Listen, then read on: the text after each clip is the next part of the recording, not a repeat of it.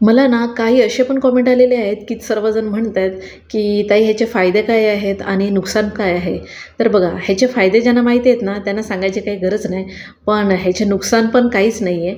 पण तुम्ही जर अतिप्रमाणात कुठली गोष्ट घेतली ना, तर ऑब्व्हियसली ती नुकसान करणारच. मग ती किती प्रोटीन असू द्या किंवा किती चांगली गोष्ट असू द्या. आणि काहींचे असे पण कमेंट होते, की जसं की एकत्र धान्य खायला नाही पाहिजे. प्रत्येक दिवशी वेगळं-वेगळं खायला पाहिजे, एक-एक धान्य. ठीक आहे, हेही मी मानते. कारण प्रत्येकाला डायजेस्ट होणं नाही होत म्हणजे हे खाल्लेलं. पण ज्यांचं पचन चांगलं आहे ना, तो नक्की खाऊ शकतो. आणि हे खाणं पण का चांगलं आहे माहिती आहे का? कारण आजकालच्या काळामध्ये ना, प्रत्येकाला इतका टाईम नसतो, की वेगवेगळे भाकरी खाणार किंवा डाळी करत बसणार किंवा धान्य कुठलंही वेगवेगळं रोज-रोज नवीन-नवीन जेवण बनवत बसणार.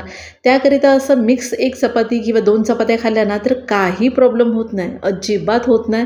आम्हीसुद्धा हेच खातो आणि मी तुम्हाला खरंच एक दिवस हा व्हिडिओ बनवून दाखवेल, की वेट लॉसची भाकरी किंवा चपाती आणि मल्टीग्रेनची चपाती. आणि हे जर जुने कोणी असतील ना माझे फॉलोवर्स, त्यांनी बघितलं पण असेल, की मी बनवलेली पण आहे मल्टीग्रेनची चपाती वगैरे. त्यामुळे मला काही हे नवीन वाटत नाही. आता मला सांगा, की कोणी-कोणी असं म्हणतात, की एकत्र खाऊ नये.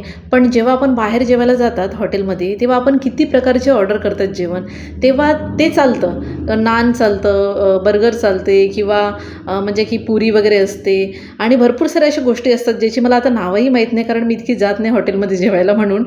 पण ते सर्व चालतं. मग ह्या गोष्टी ज्या आपल्या शरीरासाठी चांगल्या आहेत, त्या गोष्टी का नाही चालत?